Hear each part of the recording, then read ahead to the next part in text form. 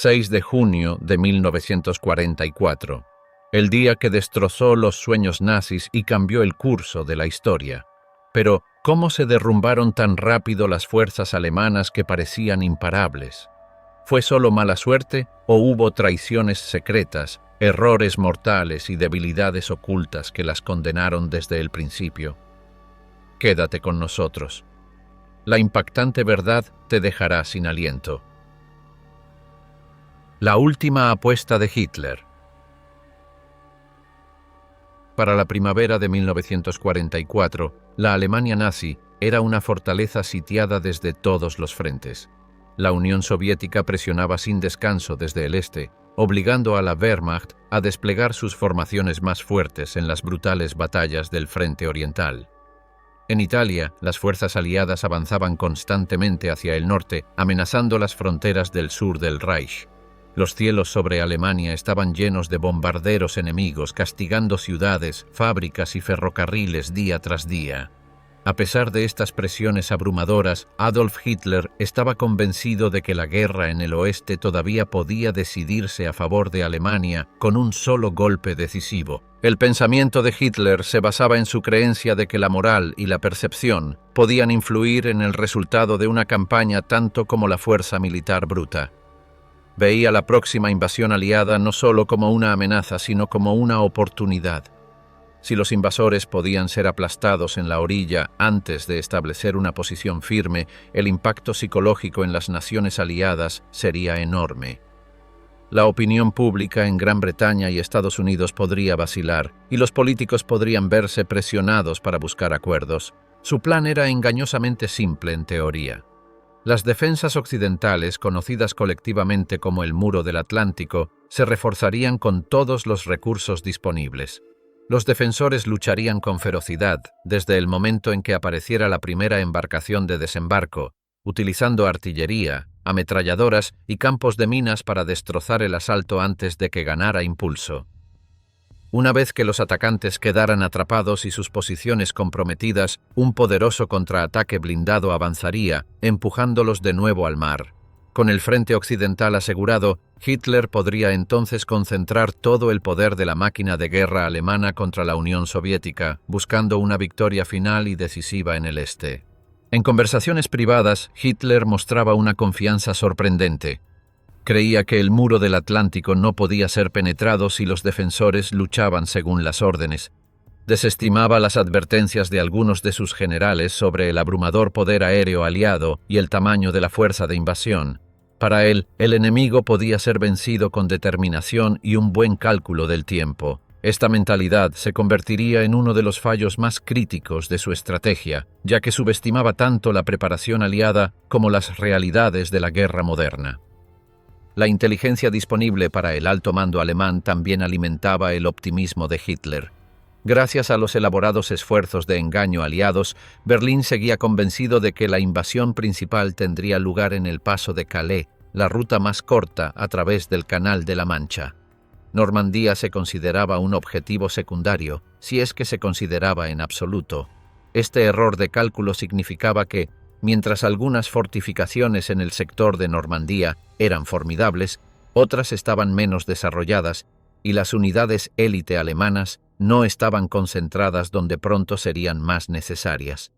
La fe de Hitler en su plan era tan firme que apenas contemplaba la posibilidad de fracaso. Los Panzers, sus preciadas divisiones blindadas, debían estar posicionados para un contraataque rápido. Sin embargo, los desacuerdos entre sus comandantes sobre el lugar exacto donde deberían situarse estos tanques serían costosos en las horas siguientes. Algunos defendían mantenerlos cerca de las playas para un ataque inmediato, mientras otros proponían reservarlos para un golpe decisivo una vez que el enemigo se comprometiera completamente. La incapacidad de Hitler para resolver efectivamente esta disputa resultaría en un compromiso que no satisfizo a nadie y dejó a la reserva blindada peligrosamente lejos del combate cuando comenzó la invasión. Lo que Hitler no había previsto era la magnitud de la planificación aliada. Mientras el líder alemán imaginaba un enfrentamiento súbito y contundente, los aliados habían construido una operación de tamaño y complejidad sin precedentes. Cada detalle, desde el momento de los desembarcos hasta la construcción de puertos portátiles, había sido meticulosamente preparado para sostener una batalla larga y agotadora si fuera necesario. El resultado sería un choque entre dos visiones completamente distintas de la guerra, una basada en un solo golpe dramático y otra en la fuerza implacable y abrumadora. A medida que se acercaba junio, la fe de Hitler en su última apuesta permanecía inquebrantable. Emitió instrucciones de que las playas fueran defendidas hasta el último hombre y la última bala. No se permitiría ninguna retirada. Cada soldado debía verse a sí mismo como la delgada línea entre Alemania y la destrucción. Sus palabras llevaban el peso de la certeza, pues sabía que no había mayor riesgo. En su mente, si los aliados triunfaban, el destino de Alemania estaba sellado. Si fallaban, todavía habría esperanza de victoria. Sin embargo, bajo esa confianza yacían las semillas del desastre. El plan dependía de una coordinación perfecta entre unidades, comunicación impecable y la liberación inmediata de las reservas blindadas. En realidad, la estructura de mando alemana estaba fragmentada, las líneas de comunicación eran vulnerables y las decisiones críticas estaban centralizadas en un líder que, en el momento más vital, no estaría disponible para tomarlas. A principios de junio de 1944 todo estaba listo. El muro del Atlántico se erguía con cañones, minas y obstáculos. Las tropas alemanas esperaban en sus búnkeres vigilando el horizonte. Al otro lado del canal, cientos de miles de soldados aliados se preparaban para la travesía, conscientes de que estaban a punto de participar en una batalla que podría decidir el futuro de Europa. ¿Qué clase de plan podía reunir el poder de varias naciones para un solo golpe imparable? Ven con nosotros para descubrirlo. Plano para la Operación Overlord. Los orígenes de la Operación Overlord no comenzaron en el caos del combate, sino en salas silenciosas llenas de humo, donde mapas e informes de inteligencia cubrían cada superficie. El teniente general Frederick E. Morgan, un hombre poco conocido por el público, recibió la formidable responsabilidad de elaborar el primer esquema de la invasión aliada de Europa Occidental. Su papel era tan crucial que, dentro de los círculos militares, recibió el nombre en clave cosaco. Desde el principio, Morgan enfrentó un rompecabezas sin igual en la historia militar. El sitio de invasión debía estar lo suficientemente cerca para recibir apoyo aéreo desde Inglaterra, pero lo bastante alejado de las principales fuerzas alemanas para evitar un contraataque inmediato y abrumador. Tras evaluar las posibilidades, se decidió por Normandía. No era la ruta más corta a través del canal, pero sus playas ofrecían el equilibrio adecuado entre accesibilidad y ventaja táctica. Elegir el lugar fue solo el comienzo. Morgan ideó una compleja campaña de engaño para hacer creer a la inteligencia alemana que el verdadero ataque ocurriría en el paso de Calais. Tráfico de radio falso, agentes dobles e incluso tanques simulados servirían para convencer al enemigo de que el ataque principal vendría en otro lugar. Este engaño resultó vital, ya que mantuvo a los alemanes adivinando hasta el mismo momento en que la primera embarcación de desembarco tocó la orilla. Un segundo desafío era el suministro. Capturar un puerto importante el primer día era casi imposible, así que Morgan ideó una solución sin precedentes: dos enormes puertos prefabricados construidos en secciones y remolcados a través del canal. Estos puertos Mulberry permitirían a los aliados descargar enormes cantidades de hombres, vehículos y municiones necesarios para sostener la invasión sin depender de un puerto enemigo intacto. Cuando Dwight D. Eisenhower asumió el mando del cuartel general supremo de las fuerzas expedicionarias aliadas y Bernard Montgomery se convirtió en líder de las operaciones terrestres, el plan se modificó solo ligeramente. Montgomery defendía un frente de desembarco más amplio, lo que estiraría las defensas alemanas. Esto significaba más zonas de desembarco, más tropas y mayor potencia de fuego concentrada desde el inicio. Los estadounidenses atacarían el flanco derecho, mientras las fuerzas británicas y del Commonwealth lo harían en el izquierdo. Los objetivos iniciales incluían la captura de la ciudad de Caen y del puerto de Cherburgo para asegurar una línea vital de suministros. La complejidad de la operación exigía coordinación precisa entre fuerzas terrestres, navales y aéreas. Las unidades aerotransportadas serían lanzadas detrás de las líneas enemigas horas antes del asalto principal, capturando puentes y cruces de carreteras clave para evitar que las fuerzas alemanas cortaran los cabezas de playa. Las fuerzas navales bombardearían las defensas costeras, mientras la infantería y las divisiones blindadas avanzaban para despejar las playas. El tiempo lo era todo. Un retraso en una fase podía poner en peligro todo el plan. En los meses previos a junio de 1944, la escala de la preparación era impresionante. Los campos de entrenamiento en toda Gran Bretaña resonaban con ejercicios de fuego real.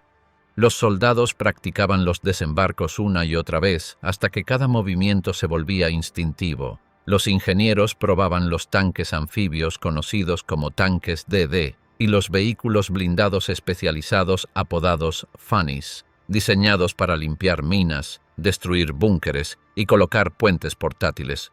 Mientras tanto, se creó un ejército ficticio para alimentar los temores alemanes sobre un desembarco en Calais. Conocido como el primer grupo del ejército de E.U., esta fuerza fantasma contaba con aviones falsos, tanques inflables e incluso órdenes falsificadas. Existía solo en la imaginación del enemigo, pero inmovilizaba divisiones alemanas que de otro modo habrían sido enviadas a Normandía. Todos estos elementos eran piezas de un vasto rompecabezas, pero el aspecto más crítico seguía siendo el secreto. Cada soldado involucrado en la operación fue advertido sobre las consecuencias de filtrar información.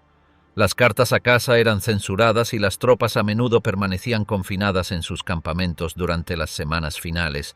Incluso los hombres que realizarían los primeros desembarcos conocían poco más que sus objetivos inmediatos. El estilo de liderazgo de Eisenhower desempeñó un papel importante en mantener la moral. Era conocido por visitar a las tropas, hablándoles no como un comandante distante, sino como alguien que compartía su carga.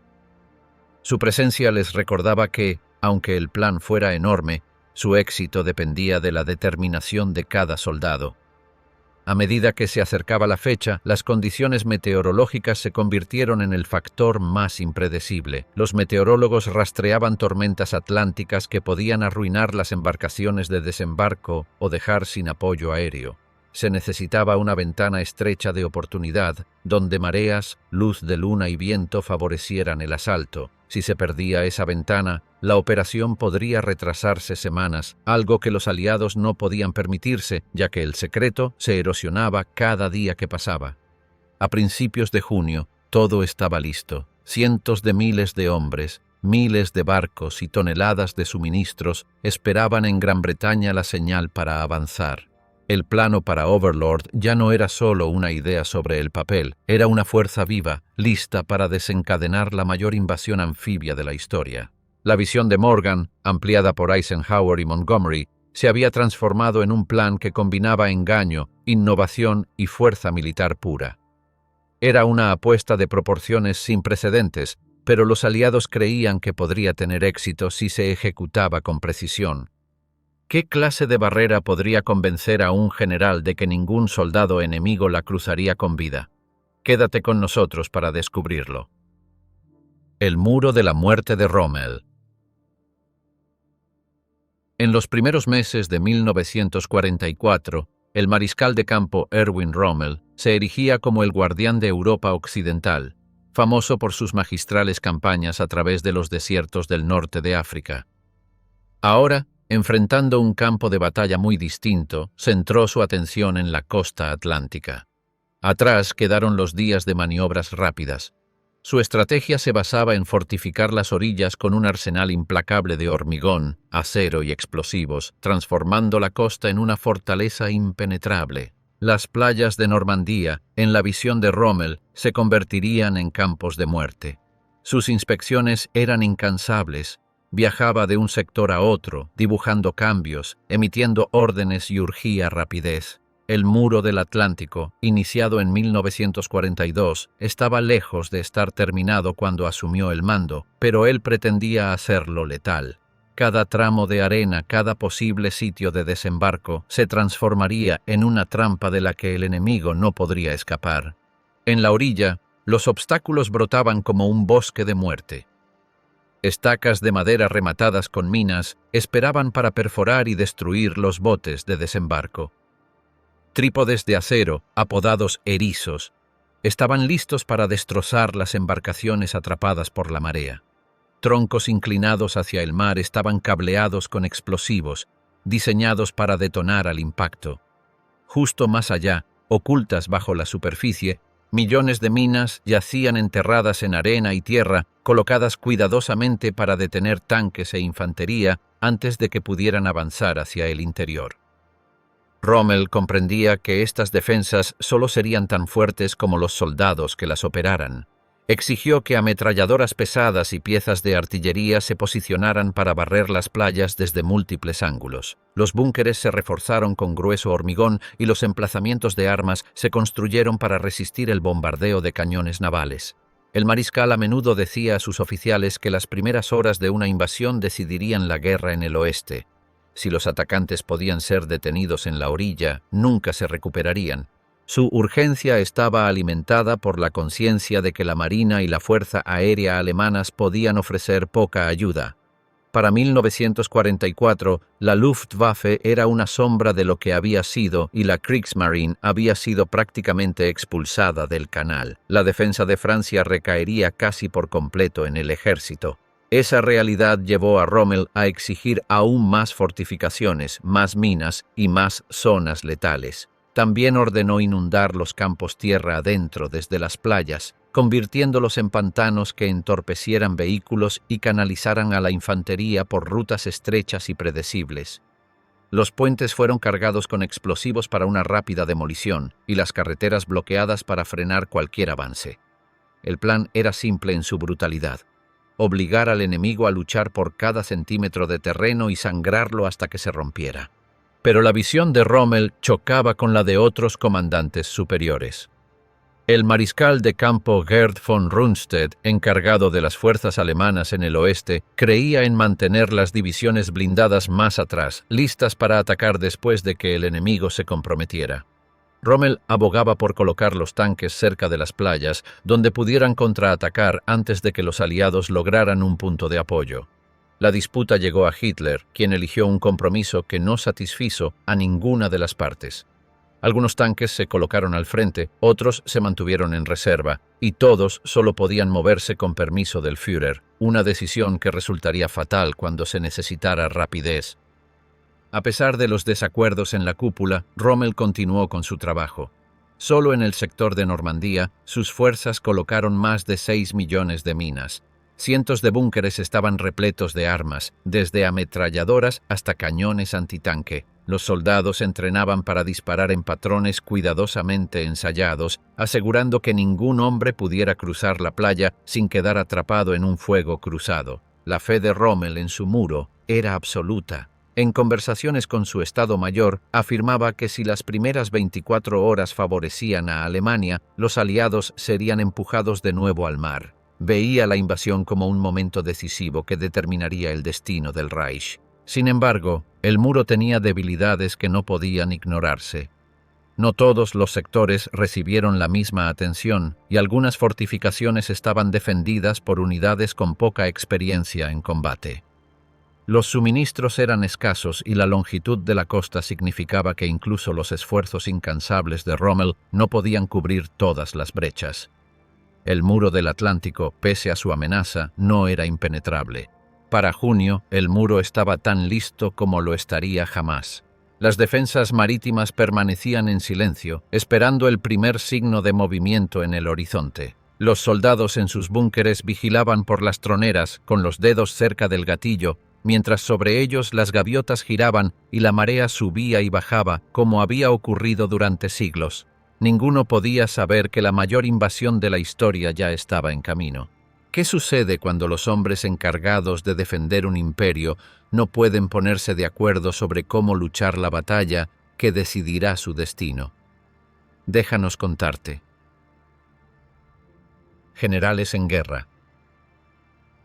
Mientras los aliados se apresuraban a preparar su invasión de Francia en 1944, una batalla silenciosa pero feroz tenía lugar dentro del alto mando alemán. Este conflicto no se libraba con armas, sino mediante debates estratégicos y visiones radicalmente opuestas sobre la próxima lucha. En el centro de esta disputa estaban el mariscal de campo Erwin Rommel y el mariscal de campo Gerd von Rundstedt, dos de los líderes más respetados de Alemania, pero incapaces de ponerse de acuerdo sobre la mejor manera de repeler el inevitable ataque aliado. Rundstedt, veterano de la Primera Guerra Mundial y fiel a la doctrina tradicional, creía en una defensa en profundidad. Su visión consistía en permitir que los aliados desembarcaran, atraerlos hacia el interior y luego atacar con poderosas formaciones blindadas una vez que sus posiciones estuvieran extendidas y vulnerables. Para él, las playas eran un campo de batalla peligroso pero temporal. El golpe decisivo llegaría después, ejecutado por panzers concentrados lejos del alcance de los cañones navales. Rommel, en cambio, había visto de primera mano el abrumador poder de la superioridad aérea aliada en África del Norte. Sabía que mover grandes fuerzas blindadas a plena luz del día sería un suicidio. Los cielos pertenecerían al enemigo y cualquier intento de maniobra se enfrentaría a ataques aéreos implacables. En su mente, la única esperanza residía en aplastar la invasión en la misma orilla.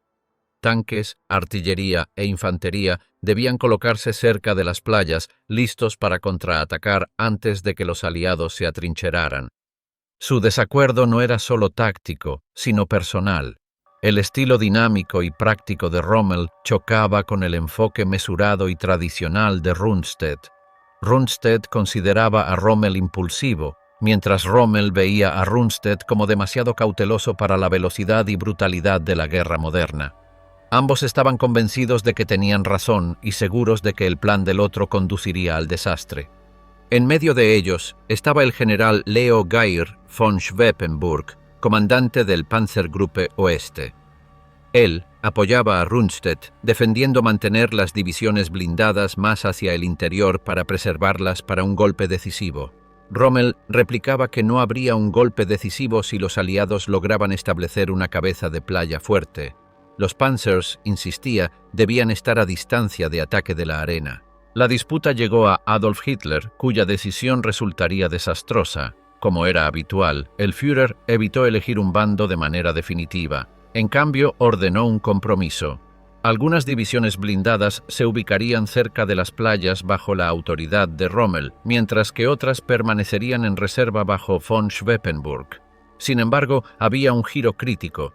Todos los movimientos de blindados requerían la aprobación personal de Hitler. Esta condición no era solo un inconveniente burocrático. En la práctica, significaba que las formaciones más poderosas en el oeste no podían ser desplegadas sin una orden directa desde Berlín, sin importar la rapidez con que se desarrollara la situación en el terreno. Era una decisión motivada por el deseo de control de Hitler, pero que limitaba la flexibilidad de sus comandantes. Con el paso de las semanas, Rommel inspeccionó incansablemente las defensas costeras, invirtiendo recursos en fortificaciones y campos de minas. Rundstedt se centró en reforzar las reservas y perfeccionar los planes para un contraataque. Ninguno de los dos se dio cuenta de que el compromiso había debilitado fatalmente ambas estrategias. Las divisiones blindadas cerca de la costa eran demasiado pocas para aplastar los desembarcos, mientras que las reservadas corrían el riesgo de llegar demasiado tarde para impactar. Las tensiones entre ambos nunca disminuyeron. Los oficiales informaban de acalorados debates, con Rommel advirtiendo que las primeras 24 horas de la invasión decidirían la guerra, y Rundstedt insistiendo en que ninguna batalla se decide en un solo día. Cada uno creía que la historia le daría la razón, pero ninguno previó que la estructura de mando fracturada impediría que Alemania atacara con toda su fuerza en el momento crítico. Cuando finalmente llegó la invasión, las consecuencias de esta desunión serían inmediatas y devastadoras. Algunos panzers permanecieron inactivos, esperando permiso para moverse, mientras otros luchaban aislados, incapaces de enlazarse con sus compañeros. Los aliados, atacando con velocidad y coordinación, encontrarían a sus enemigos obstaculizados no solo por el poder de fuego superior, sino por la indecisión en los niveles más altos. La batalla por Normandía aún no se había librado, pero las semillas de la derrota ya se habían sembrado en salas de reuniones lejos de las playas. Los mayores generales de Alemania se preparaban para guerras diferentes, y cuando comenzara la real, sus fuerzas serían arrastradas en direcciones opuestas. ¿Qué giro del destino haría que la invasión se retrasara y aún así tomara a los defensores desprevenidos? Déjanos llevarte allí. La apuesta de 24 horas. El aire en el sur de Inglaterra se sentía pesado, cargado de una tensión que nadie podía nombrar con exactitud. Los campamentos rebosaban de soldados que habían sido informados, armados y preparados para la batalla. Los puertos crujían bajo el peso de los barcos alineados en filas ordenadas y letales, con sus tripulaciones listas para cruzar el canal. Y entonces, justo cuando la invasión estaba al alcance, la propia naturaleza se presentó para desafiarla. Los vientos aullaban a través del canal, agitando el agua en furiosas crestas blancas. La lluvia difuminaba el horizonte en una sola mancha gris. Para los hombres que debían cruzar en botes de desembarco abiertos, no era solo desagradable, sino letal. Los tanques anfibios corrían el riesgo de volcar antes siquiera de tocar la orilla, y los aviones quedarían a merced de la turbulencia y la mala visibilidad. Dentro de una estrecha sala de operaciones, iluminada más por el humo de los cigarrillos que por lámparas, los comandantes aliados estudiaban los informes meteorológicos. Eisenhower permanecía en silencio, dejando que las voces alrededor de la mesa subieran y bajaran. El capitán de grupo James Stagg, meteorólogo jefe, emitió su veredicto. La tormenta haría que el desembarco del 5 de junio fuera casi imposible, pero había un rayo de esperanza. Si los pronósticos eran correctos, el clima podría despejarse por un solo día, lo suficiente para lanzar la invasión antes de cerrarse nuevamente. La decisión era brutal: avanzar ahora y arriesgar el desastre, o retrasar y apostar a que el secreto pudiera mantenerse por otras 24 horas. Algunos asesores de Eisenhower le instaban a continuar. Otros advertían que la tormenta destrozaría los botes de desembarco y dispersaría los aviones antes de alcanzar sus objetivos. Era un momento de liderazgo puro, de esos en los que nadie puede estar seguro de la respuesta correcta. Eisenhower escuchó, ponderó y finalmente pronunció las palabras que enviarían a cientos de miles de hombres a la historia. «Está bien, vamos». La orden se propagó. Los barcos permanecieron en posición, pero en espera, con los motores rugiendo como depredadores enjaulados. Los soldados pasaron otra noche en un extraño limbo, demasiado cerca del combate para relajarse, demasiado lejos para atacar. Algunos intentaron dormir, otros escribieron sus últimas cartas a casa. Algunos simplemente se sentaron en silencio, contemplando el oscuro agua que pronto los llevaría hacia lo desconocido. Al otro lado del canal, los alemanes interpretaron mal el retraso. Los mares embravecidos los convencieron de que los aliados no se atreverían a atacar. Los oficiales superiores abandonaron sus puestos para asistir a reuniones o visitas personales. Incluso Rommel, arquitecto del Muro del Atlántico, viajó hacia el interior para celebrar el cumpleaños de su esposa. Cuando cayó la oscuridad del 5 de junio, la flota de invasión comenzó a moverse. Los motores vibraban en la noche.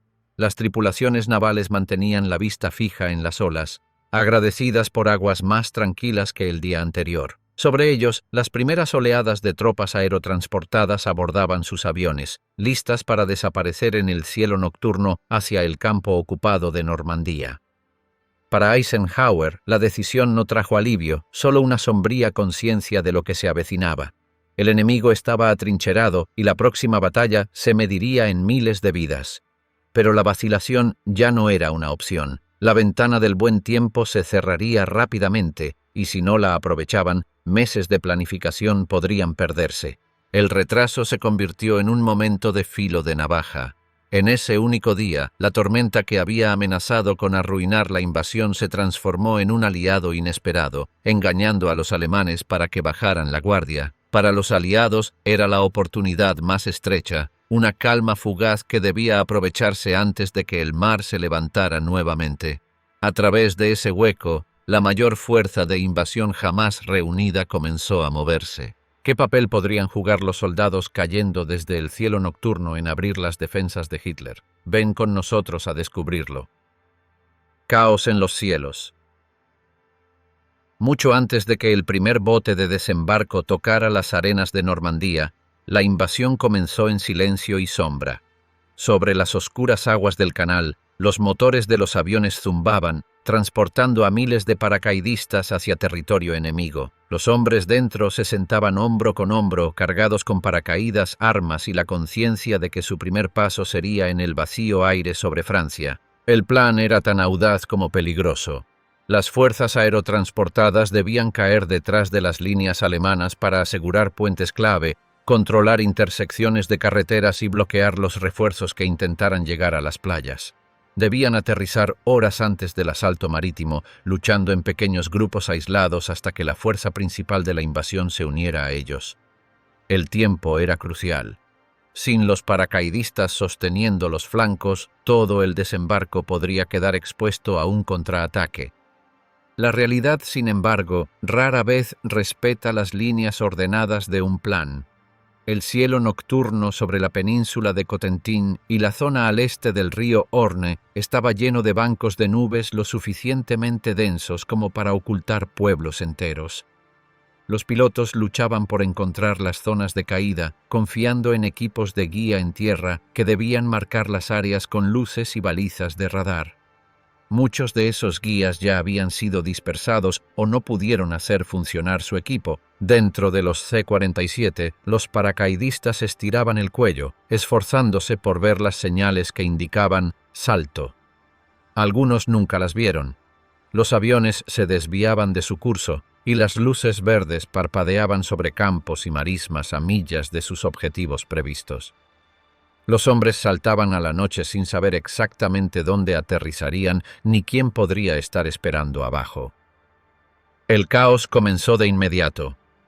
Las unidades que debían aterrizar juntas se dispersaron. Los pelotones se convirtieron en pequeños grupos de hombres, a veces de diferentes regimientos. Algunos cayeron en campos inundados, hundiéndose hasta la cintura o más antes de poder liberarse de sus arneses. Otros aterrizaron en árboles, colgando indefensos hasta poder zafarse bajo fuego enemigo. Aún así, en medio de la confusión, surgieron actos notables de improvisación. Extraños con uniformes distintos formaron escuadrones improvisados, guiados por el instinto y el sonido de los disparos. Avanzaban hacia los objetivos que podían encontrar, despejando obstáculos, destruyendo líneas de comunicación y emboscando patrullas. Los alemanes, esperando un ataque desde las playas, se encontraron desorientados ante la repentina presencia de tropas enemigas en el interior. En el flanco este, cerca de un lugar que pronto sería mundialmente conocido como el Puente Pegasus, un pequeño grupo de tropas británicas en planeadores logró uno de los aterrizajes más precisos en la historia militar. Su misión era capturar el puente antes de que los refuerzos alemanes lo cruzaran y amenazaran el lado izquierdo de la invasión. Alcanzaron el objetivo con tal precisión que un planeador se detuvo a pocos metros de su objetivo. Siguió un feroz combate, pero el puente se mantuvo hasta que llegaron refuerzos. Un relato de esa batalla se convirtió en leyenda.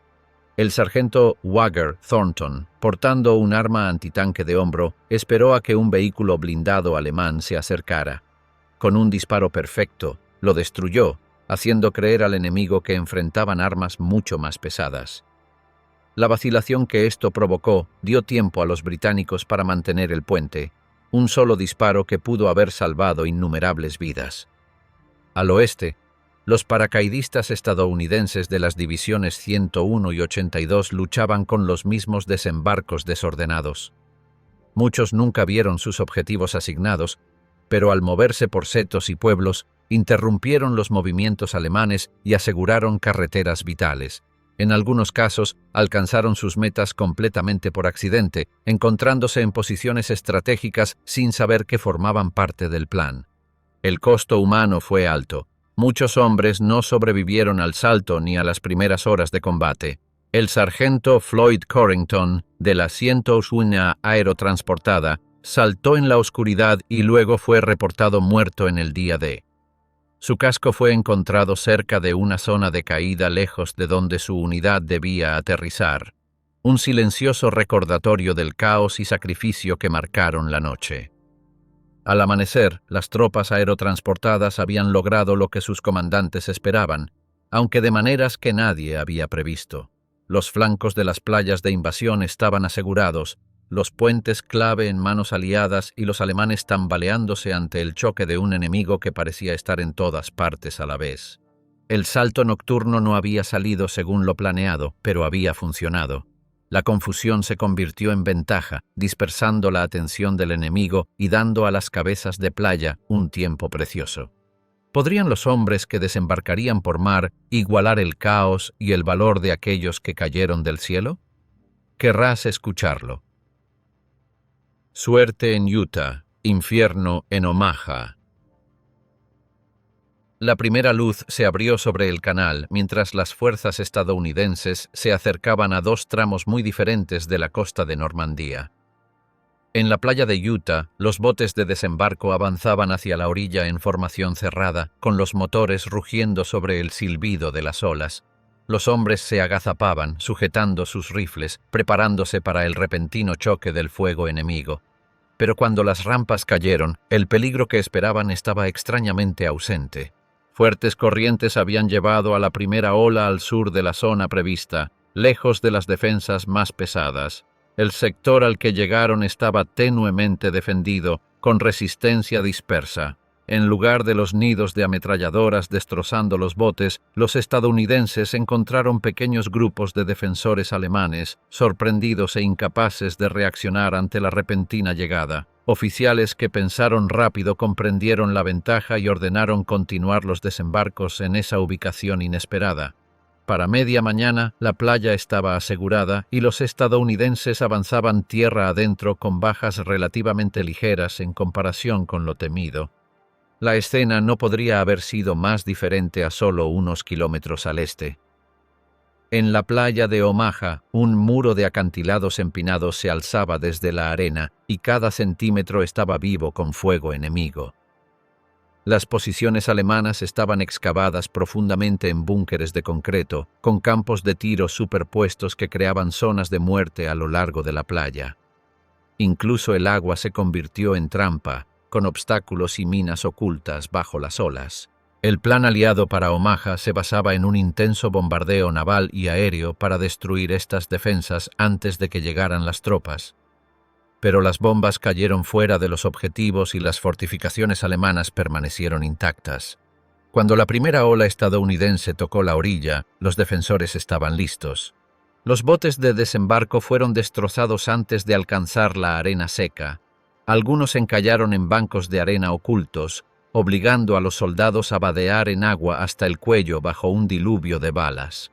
Otros fueron tragados por la resaca, arrastrando a hombres fuertemente cargados antes de que pudieran disparar.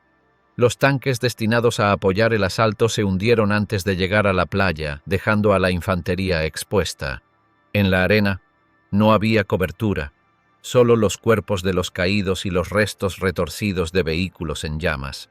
Las ametralladoras disparaban un flujo incesante sobre las tropas que avanzaban. Los morteros explotaban entre ellos, obligando a los hombres a buscar cualquier protección posible. La única salida de la playa eran un puñado de estrechos barrancos, cada uno cubierto por arcos de fuego superpuestos. Pequeños grupos comenzaron a avanzar gateando, centímetro a centímetro, usando cráteres y obstáculos como refugio. Algunos escalaron los acantilados, atacando a los defensores desde atrás. Otros encontraron caminos a través de campos minados, marcando rutas seguras para los que seguían. El progreso se medía en yardas y cada yarda se pagaba con sangre.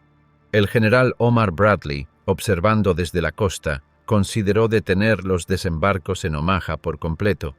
Las bajas aumentaban y la situación parecía desesperada. Sin embargo, lentamente, la marea comenzó a cambiar. Escuadrones aislados se unieron, surgieron brechas en las defensas alemanas y el impulso cambió. Para la noche, las fuerzas estadounidenses habían logrado un punto de apoyo en los acantilados, aunque a un costo terrible. Más de 2.400 hombres muertos, heridos o desaparecidos en un solo día. El contraste entre Utah y Omaha era marcado. En Utah, el cambio inesperado de zona de desembarco había salvado a los atacantes de lo peor de las defensas, convirtiendo lo que podría haber sido una masacre en un avance rápido y decisivo. En Omaha, cada centímetro de progreso se ganó a pulso contra un enemigo decidido, y la playa se convirtió en un cementerio de hombres y máquinas. Para quienes sobrevivieron en Omaha, la memoria nunca se desvanecería. El caos, el rugido ensordecedor de los disparos, los gritos de los heridos y la visión de camaradas cayendo antes de siquiera levantar sus rifles.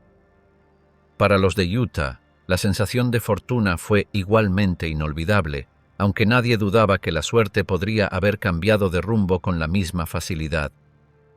Dos playas, dos historias, una marcada por un golpe de suerte, la otra por pura resistencia.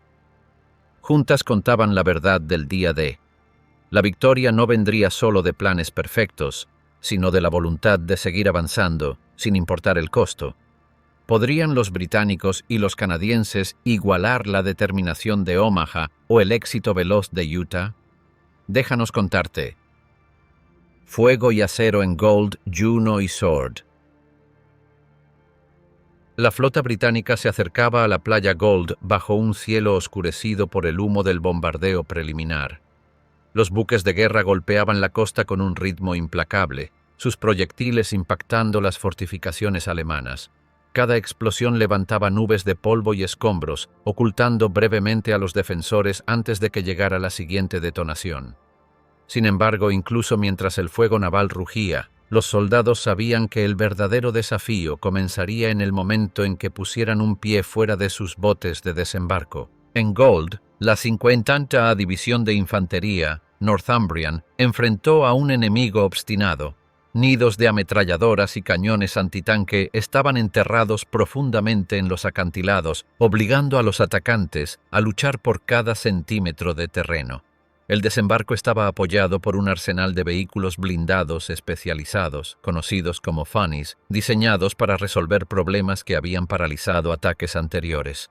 Un vehículo desplegaba largas alfombras para evitar que los tanques se hundieran en la arena blanda, otro lanzaba enormes proyectiles de mortero capaces de destruir búnkeres, mientras otros transportaban haces de madera para rellenar trincheras. La playa Juno, asignada a las fuerzas canadienses, estaba aún más fuertemente defendida. El enfoque estaba lleno de obstáculos, trípodes de acero, minas y alambre de púas, todo bajo la atenta puntería de los artilleros alemanes. Cuando la primera ola tocó la orilla, los canadienses enfrentaron una tormenta de balas y proyectiles. Los botes de desembarco estallaban en llamas y los hombres corrían por aguas hasta las rodillas hacia los muros costeros ya bajo fuego. La resistencia fue tan intensa que en un momento parecía que el desembarco podría estancarse por completo. Pero los canadienses avanzaron con una determinación que sorprendió a sus enemigos. Estallaron combates casa por casa en los pueblos costeros, con granadas y disparos resonando por las calles estrechas. Los civiles se refugiaban en sótanos mientras la batalla rugía sobre ellos. Al final del día, los canadienses habían avanzado más tierra adentro que cualquier otra formación aliada, asegurando carreteras clave y cortando las líneas de refuerzo alemanas. Sword Beach, en el extremo oriental, era dominio de tropas británicas y francesas libres. Los defensores aquí contaban con fuertes puntos fortificados, búnkeres con campos de tiro interconectados que cubrían toda la costa. El asalto comenzó con un bombardeo naval atronador, el mayor de cualquier sector del día D. Los tanques desembarcaron casi junto a la infantería, proporcionando fuego de cobertura mientras los ingenieros de combate desmontaban obstáculos y despejaban minas bajo fuego enemigo. Un fuerte, con nombre clave Cod, se convirtió en el centro de una batalla de 3 horas. Oleadas de infantería cargaban, retrocedían y cargaban nuevamente. Cada asalto debilitaba las defensas hasta que finalmente granadas y fuego cercano eliminaron a los últimos defensores. 2 batallones sufrieron la pérdida de una cuarta parte de sus efectivos, pero la posición fue tomada. En medio de este caos, la coordinación entre mar, tierra y aire se convirtió en clave para la supervivencia. Los cañones navales cambiaban su fuego hacia objetivos interiores a medida que las tropas avanzaban. Aviones de combate rugían sobre ellos, ametrallando fortalezas enemigas. Los oficiales de comunicaciones, a menudo trabajando bajo fuego, transmitían posiciones a la artillería y a las baterías navales con precisión, lo que podía significar la diferencia entre despejar un camino o perder a un escuadrón entero. Al final del día, casi 29.000 tropas habían desembarcado en Sword. 7 de las 8 salidas planificadas de la playa estaban abiertas, un testimonio de la efectividad de los blindados especializados y de la determinación de la infantería. Sin embargo, los combates tierra adentro continuaban. Las contraofensivas alemanas probaban las nuevas líneas, y el camino hacia la ciudad de Caen, uno de los objetivos principales, seguía siendo duramente disputado. Las batallas en Gold, Juno y Sword revelaron una verdad sobre el día D que iba más allá de la estrategia y la planificación.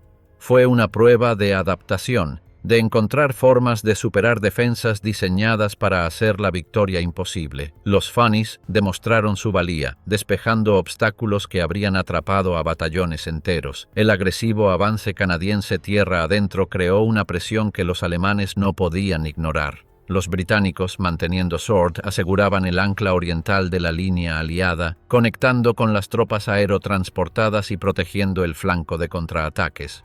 Cada playa tenía su propia historia, su propio ritmo de avance y retroceso.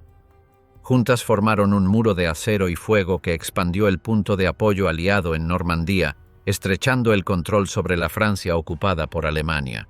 ¿Qué pasaría si las horas más decisivas de la batalla transcurrieran mientras el hombre a cargo de la contraofensiva todavía dormía? Déjanos llevarte allí. Cuando Hitler dormía. La flota de invasión ya estaba golpeando la costa de Normandía cuando el alto mando alemán se dio cuenta de lo que estaba sucediendo. Oleadas de botes de desembarco avanzaban hacia las playas, los aviones aliados oscurecían los cielos y los paracaídas todavía colgaban de los campanarios y setos tierra adentro. Era el día que Rommel había advertido durante meses, pero él mismo no estaba allí para presenciarlo. Creyendo que el clima era demasiado malo para una invasión, había viajado a Alemania para celebrar el cumpleaños de su esposa. Otros oficiales superiores estaban ausentes en un ejercicio de entrenamiento. El mando alemán en Normandía despertó el 6 de junio sin sus líderes más experimentados en el lugar. Peor aún, el hombre que solo podía autorizar el despliegue completo de las reservas acorazadas de Alemania todavía estaba en su cama. Adolf Hitler había trabajado hasta tarde, revisando informes y mapas. Para cuando los primeros mensajes urgentes llegaron a su cuartel general, su personal dudó en despertarlo. Conocían el peligro, pero las órdenes de Hitler eran claras. No debía ser molestado sin una buena razón. Cuando finalmente se levantó por la tarde, la oportunidad de un contraataque rápido ya se había escapado. En ese momento, la 21ª División Panzer, la única formación acorazada al alcance inmediato, había actuado por iniciativa propia, atacando entre los desembarcos británicos y canadienses. El ataque alcanzó la costa, pero la confusión en las órdenes y el implacable poder de fuego aliado lo hicieron retroceder. La mitad de los tanques de la división se perdió en el intento. Más al interior, las restantes divisiones Panzer estaban atadas a la cadena de mando. El compromiso entre Rommel y Rundstedt significaba que algunas estaban demasiado lejos de las playas para intervenir rápidamente, mientras que otras permanecían inactivas esperando la aprobación personal de Hitler para moverse. Esa aprobación, cuando llegó, fue horas demasiado tarde. Las tropas aliadas ya consolidaban sus posiciones, desembarcando tanques, artillería y suministros en las playas. El retraso no fue solo un error táctico, sino un regalo al enemigo. El plan aliado dependía de crear un fuerte punto de apoyo antes de que el poder acorazado alemán pudiera desplegarse. Cada hora que pasaba sin un contraataque concentrado permitía que más hombres, vehículos y municiones llegaran a Normandía. Algunos oficiales alemanes intentaron actuar sin esperar órdenes, lanzaron pequeños y desesperados ataques a los desembarcos, solo para ser repelidos por el abrumador fuego naval y los precisos ataques aéreos. Los Panzer eran formidables, pero sin coordinación y fuerza concentrada no podían romper las líneas aliadas en expansión. Mientras tanto, los comandantes aliados aprovecharon el retraso. Los ingenieros corrieron a despejar caminos hacia el interior. Las unidades de artillería se trasladaron desde las playas hacia posiciones preparadas. Los depósitos de suministros crecieron bajo redes de camuflaje. La ventana estrecha en la que un contraataque alemán podría haber empujado a los aliados de vuelta al mar se cerraba rápidamente. Cuando Hitler finalmente fue informado, estaba convencido de que Normandía no era la invasión principal. Su atención permanecía en el paso de Calais, esperando un segundo desembarco más grande allí. Esta creencia retrasó aún más el envío de reservas al verdadero campo de batalla. No fue hasta los días siguientes que la mayor parte del Panzergruppe Oeste comenzó a moverse hacia Normandía, y para entonces sus movimientos fueron hostigados por aviones aliados en cada paso. La oportunidad perdida el 6 de junio se convirtió en uno de los fracasos más determinantes de la defensa alemana. Los historiadores aún debaten si un contraataque inmediato podría haber tenido éxito contra la enorme fuerza aliada, pero no hay duda de que la demora aseguró que las playas resistieran. ¿Podrían los aliados mantener su posición bajo el caos de los suministros y el fuego alemán? Querrás escucharlo. Logística bajo fuego. Los desembarcos eran solo el comienzo. Asegurar un punto de apoyo en las playas no significaba nada si no podía ser abastecido. Cada rifle, cada proyectil, cada galón de combustible necesitaba cruzar el canal y llegar a las líneas del frente. Los puertos Mulberry, esos grandes puertos artificiales diseñados para mantener el flujo de la invasión, aún estaban en construcción. Hasta que estuvieran listos, todo debía llegar a la costa de la manera más dura. Eso significaba avanzar directamente al alcance de la artillería alemana. Los barcos de suministros anclados frente a la costa bajaban su carga a camiones anfibios conocidos como DKW. Estos patos desafiaban las olas para llegar a las playas, esquivando escombros y fuego enemigo. En aguas tranquilas, el viaje era peligroso. En mares agitados, era una apuesta cada vez. La marea era tanto aliada como enemiga. Al subir, acercaba los suministros a tierra firme. Al bajar, dejaba vehículos varados atrapados en la arena, vulnerables a los artilleros alemanes que observaban las playas con telémetros. El ritmo constante de carga y descarga convertía cada tramo de arena en un caos de hombres, máquinas y cajas apiladas bajo el grito de los proyectiles que caían.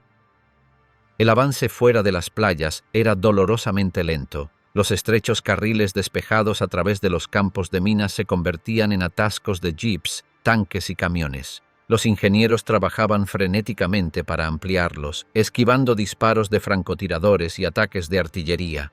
En algunos lugares, la única manera de avanzar era por calzadas expuestas al fuego enemigo. Un solo impacto en estos cuellos de botella podía paralizar la línea de suministros de todo un día. El avance británico hacia Caen sufrió más con estos retrasos. Los suministros se acumulaban en la costa, mientras los hombres luchaban con lo poco que tenían. Los convoyes avanzaban lentamente, dictados por el ritmo del combate y la letal precisión de las posiciones defensivas alemanas tierra adentro. Cada caja descargada era una pequeña victoria. La munición se clasificaba y se enviaba rápidamente al frente. Los suministros médicos llegaban a hospitales de campaña ya saturados de heridos. Los bidones de combustible se apilaban para los tanques que esperaban avanzar más profundo en Normandía. Aún con este ritmo frenético, la cadena de suministro no podía satisfacer la demanda, y siempre estaba el clima. Repentinas tormentas barrían el canal, obligando a las embarcaciones más pequeñas a quedarse atrás. Las olas lanzaban a los DKW como juguetes, y más de uno volcó bajo el peso de su carga. Aún así, el trabajo nunca se detenía. Las tripulaciones trabajaban hasta la cintura en el agua para arrastrar cajas a la costa, con las manos desgarradas por la sal y la cuerda. Las playas mismas se convirtieron en objetivos. La artillería alemana apuntaba a los grupos más densos de vehículos y suministros, convirtiendo pilas de munición en bolas de fuego que lanzaban metralla sobre la arena. El humo se mezclaba con la bruma del mar, creando una neblina que cubría la costa y dificultaba distinguir amigo de enemigo. A pesar de todo, la línea vital se mantuvo. La improvisación se volvió un arma tan importante como cualquier rifle. Los oficiales de suministros desviaban entregas, moviendo carga a playas menos congestionadas. Los ingenieros tendían caminos temporales de malla de acero para evitar que los camiones se hundieran en la arena. El equipo dañado se desarmaba para piezas en el momento y mantener en funcionamiento a otros vehículos. Algunas soluciones rozaban lo milagroso. Cuando los muelles eran destruidos por mares bravos, se ataban plataformas flotantes improvisadas con pontones y maderas de desecho. Los marineros trasladaban suministros en botes pequeños bajo el manto de la oscuridad para evitar a los observadores enemigos. En el caos surgió un tipo de ritmo, un desorden organizado que de algún modo mantenía a los hombres alimentados, armados y luchando. Las playas, marcadas y peligrosas, se habían convertido en el verdadero corazón del avance aliado. Cada milla ganada tierra adentro dependía del flujo constante desde las playas. Sin él, el avance aliado se detendría. Con él, los alemanes se enfrentarían a un enemigo que se fortalecía a cada hora. La lucha por mantener abastecida la invasión no era glamorosa, pero era implacable y esencial. ¿Podría finalmente el contraataque acorazado alemán romper el punto de apoyo antes de que fuera demasiado tarde? Permanece con nosotros para descubrirlo. Golpes de Panzer rotos. Los Panzer estaban destinados a ser el martillo que destrozara el punto de apoyo aliado en las playas. Ágiles, poderosos y forjados en el crisol de victorias anteriores, encarnaban la esencia del Blitzkrieg alemán. Su reputación por sí sola a menudo bastaba para que los enemigos se rompieran y huyeran. Pero en Normandía el escenario era distinto. Para cuando sus motores rugieron con fuerza, el impulso de la batalla ya se inclinaba en su contra. El retraso en liberar el Panzergruppe Oeste fue más que un error de tiempo.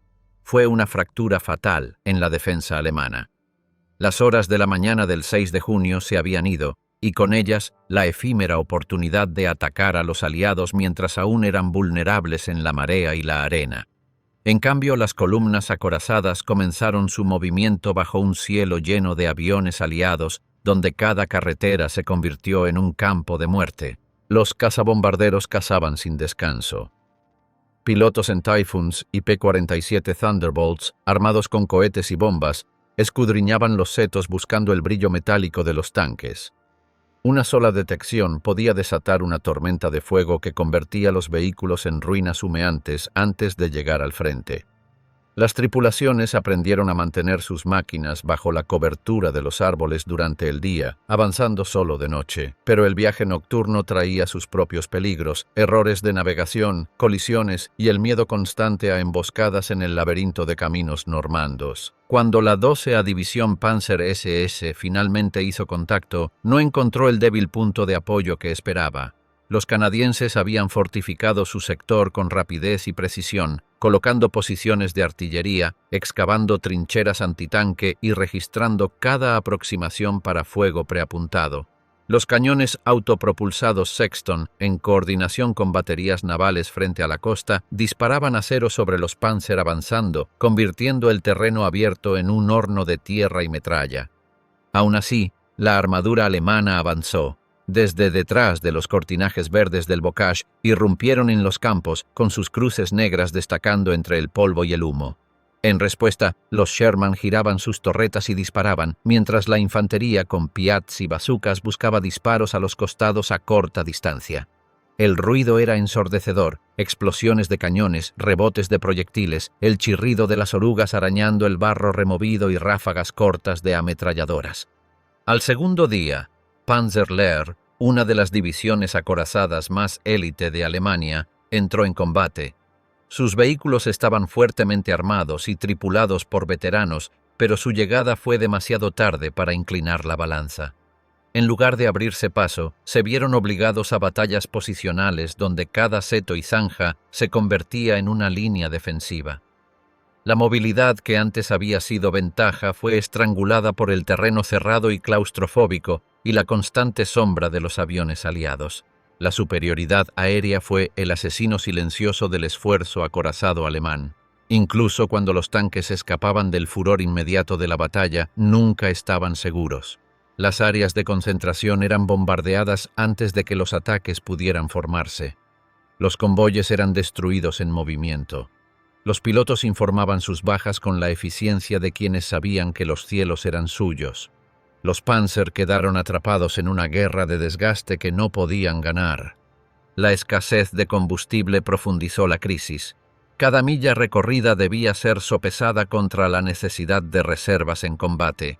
Camiones de suministro destruidos yacían a lo largo de las carreteras, su contenido consumido en columnas de humo.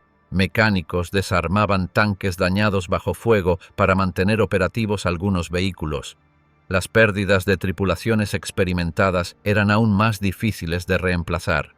Hombres que habían sobrevivido años de campañas caían rápidamente, llevándose su experiencia con ellos. El combate alcanzó un punto crítico cuando Carentan cayó en manos aliadas. La captura de ese pequeño pueblo fue más que simbólica. Unió las playas estadounidenses en una línea continua y las enlazó con los sectores británico y canadiense. Este frente unificado significaba que los alemanes ya no podían intentar aislar un punto de apoyo de otro. La posición aliada dejó de ser un frágil puente de playa. Se había convertido en un muro sólido a lo largo de Normandía. La desesperación empujó a los alemanes a contraataques fragmentados. En lugar de un golpe concentrado, la fuerza acorazada atacó en empujes dispersos, explorando aquí y allá, pero nunca con suficiente peso para abrirse paso. Cada avance se encontró con defensas en capas, campos de minas, cañones antitanque, artillería que podía cambiar de objetivo en minutos y cañones navales con alcance tierra adentro. Para los hombres dentro de los blindados, la transformación fue dolorosa e inconfundible. Habían sido los cazadores en Francia, Rusia y África del Norte, temidos y admirados por igual. Ahora, en los campos de Normandía, eran la presa. Cada avance podía terminar en un cráter humeante. Cada retirada significaba abandonar la iniciativa para siempre. A finales de junio, el sueño de expulsar a los aliados al canal se había desvanecido. Las divisiones acorazadas sangraban, no en gloriosas rupturas, sino en costosas batallas fragmentadas que solo lograban retrasar el avance. Y la demora no bastaba, no cuando la fuerza enemiga crecía cada día. El martillo de la máquina de guerra alemana había caído, pero golpeó el aire. La oportunidad de ganar se les escapó, dejándolos preparados para lo que vendría. ¿Qué significaría para Alemania cuando los aliados finalmente consolidaran todas sus ganancias en un avance imparable? Querrás escucharlo. El giro irreversible. Normandía ya no era un débil punto de apoyo en la costa francesa. Para las últimas semanas de junio, los puntos de desembarco aliados dispersos se habían unido como arroyos que confluyen en una inundación. Las líneas defensivas que los alemanes esperaban mantener ya cedían bajo la presión de ataques coordinados. Cada día el frente cambiaba de forma, no mediante escaramuzas, sino por avances deliberados y constantes respaldados por una cadena de suministro imparable. Desde el aire, el cambio era inconfundible. Donde antes las playas eran estrechas franjas de arena y caos, ahora eran centros de actividad. Los puertos Mulberry estaban en funcionamiento, con sus grandes vías flotantes alimentando un flujo constante de vehículos, hombres y suministros a la costa. Las grúas trasladaban la carga sin pausa. Las pilas de munición y barriles de combustible se alineaban ordenadamente, protegidas contra ataques aéreos o de artillería repentinos. El pulso de la invasión ya no fallaba, era constante y firme. Para los comandantes alemanes la situación era mucho más sombría. La captura de Carentan había unido las playas estadounidenses y los avances británicos hacia el este aseguraban el enlace con las fuerzas canadienses. La presencia aliada, antes fragmentada, era ahora un frente unificado a lo largo de la costa. No habría forma de separarlos. Los intentos de mantener puntos fuertes clave se derrumbaron bajo presión sostenida. Aldeas fortificadas con nidos de ametralladoras y posiciones antitanque cayeron tras horas de bombardeo intenso. Los alemanes, forzados a abandonar, dejaron edificios destrozados y campos vacíos llenos de restos de la guerra. La resistencia seguía siendo feroz, pero cada retirada costaba terreno que nunca podrían recuperar. La pérdida del control aéreo fue quizá el factor más decisivo en este cambio irreversible. Los cazas y bombarderos aliados volaban con impunidad, atacando puentes, estaciones ferroviarias y depósitos de suministros detrás del frente. Cada puente destruido retrasaba refuerzos. Cada camino craterizado demoraba la llegada de combustible y municiones. Las divisiones acorazadas, ya diezmadas en contraataques previos fallidos, se encontraban ahora inmovilizadas por la falta de suministros. Tierra adentro, el avance aliado comenzó a seguir un patrón claro. La infantería exploraba y fijaba al enemigo, mientras la artillería y las unidades mecanizadas explotaban cualquier debilidad. La artillería avanzaba, extendiendo su alcance más profundo en el campo. Cada ganancia se reforzaba de inmediato, asegurando que los alemanes no pudieran contraatacar eficazmente. Lo que había sido una invasión se convertía en una campaña metódica para deshacer todo el control alemán en el oeste de Francia. Para los soldados en el terreno, el cambio se percibía en los pequeños detalles. Las raciones frescas llegaban regularmente. Los cinturones de munición se llenaban antes de un ataque. Los hospitales de campaña ampliaban su capacidad, pudiendo tratar y devolver a los hombres a la línea más rápidamente. La máquina de guerra funcionaba sin problemas del lado aliado, mientras el esfuerzo bélico alemán se parecía cada vez más a un mosaico de improvisaciones desesperadas. El cambio psicológico fue igualmente significativo. Las tropas aliadas que habían desembarcado bajo fuego semanas antes ahora hablaban con creciente confianza. Los prisioneros alemanes contaban historias de escasez, de comandantes en desacuerdo sobre la estrategia, de unidades lanzadas al combate sin preparación. El aura de invencibilidad que rodeaba a la Wehrmacht se desvanecía, reemplazada por la imagen de una fuerza bajo asedio. Aún así, los alemanes luchaban con la tenacidad de un ejército que entendía lo que estaba en juego. En los setos, cada avance costaba caro. Los francotiradores retrasaban a pelotones enteros. Los cañones antitanque bien situados convertían los estrechos caminos en campos de muerte, pero cada éxito era temporal. La presión nunca cesaba. Tan pronto como una posición quedaba silenciosa, la siguiente ya estaba bajo ataque. El giro irreversible no ocurrió en un solo avance dramático, sino en la realización de que los alemanes reaccionaban en lugar de actuar. Ya no dictaban los términos de la batalla. La iniciativa había pasado por completo a los aliados y con ella la capacidad de moldear la siguiente fase de la guerra. Los comandantes en Berlín aún se aferraban a la creencia de que Normandía podía estabilizarse, que se podían reunir reservas para un contraataque que expulsara a los aliados. Pero la realidad en el terreno era clara. Cada día de retraso daba tiempo a los aliados para fortalecer su posición, extender sus líneas y prepararse para avanzar hacia París. Las batallas finales de junio y principios de julio consolidaron este cambio. La artillería aliada dominaba los campos, la armadura aliada patrullaba las carreteras, la aviación aliada gobernaba los cielos, y el ejército alemán, debilitado y menguante, solo podía prepararse para el golpe que ya sabía que venía. En los meses siguientes, la guerra en Francia adquiriría una nueva velocidad, impulsada por este impulso. Pero en Normandía, el cambio ya había ocurrido. La lucha había pasado el punto en que los alemanes podían esperar revertirla. Ya no defendían una costa, defendían un frente en desmoronamiento contra un enemigo que no tenía intención de detenerse. ¿Te sorprendió la cadena de errores, malas decisiones y oportunidades perdidas que sellaron el destino de Alemania en el día D? ¿Qué punto de inflexión te impactó más o cambió tu manera de ver esta histórica batalla? Comparte tus pensamientos e impresiones en los comentarios abajo.